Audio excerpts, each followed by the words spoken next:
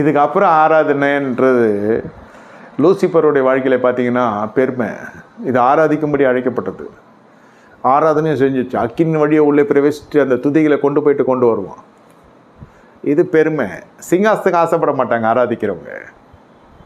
சிங்காசத்துக்கு பதவி, இவ்வளோ வருஷம் நான் அந்த ஊழியத்தில் இருக்கிறேன், என்ன மகிமை பற்றல, என்ன மேன்மை பற்றல, என்ன கனப்பற்றல, என்ன அங்கீகரிக்கலை, எனக்கு ஒரு முத்திரை கிடையாது, முத்திரையும் கிடையாது, சித்திரையும் கிடையாது.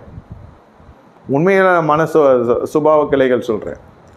நான் சிங்காசத்துக்கு ஏறுவேன்லாம் நினச்சேன்னா எப்போ அண்ணன் சாவான் தம்பி எப்போ தின்ன காலி ஆகும்னு நினச்சா முடியாது. அங்கேருந்து ஒரே தள்ளிட்டார் கர்த்தர். நிறைய ஊழியங்கள் உடைந்து போகிறதுக்கான காரணம்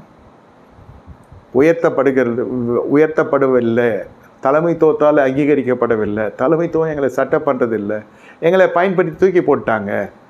இல்லையா, நமக்கு ஆராதிக்க வந்திருக்கிறவங்களுக்கு சேட்டைகள் எல்லாம் மூடுது. அந்த கேராபீன்களும் சேட்டைகளை வச்சு தன் கண்களை மூடுகிறது. தங்கள் முகத்தை மறைக்கிறாங்க.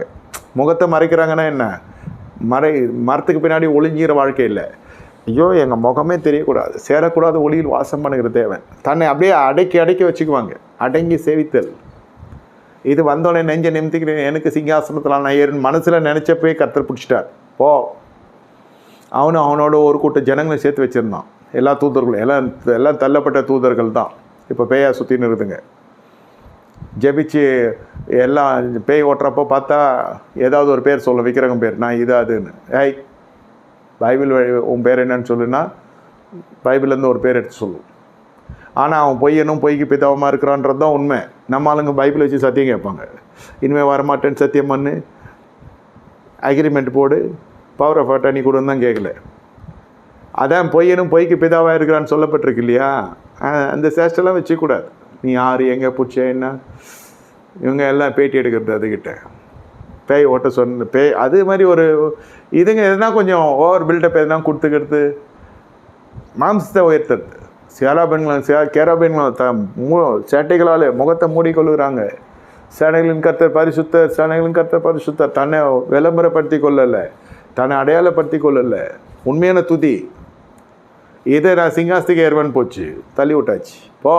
நீ வேணாம். கர்த்தருடைய தள்ளுதலுக்கு முன்னாடி யார் இருக்கா?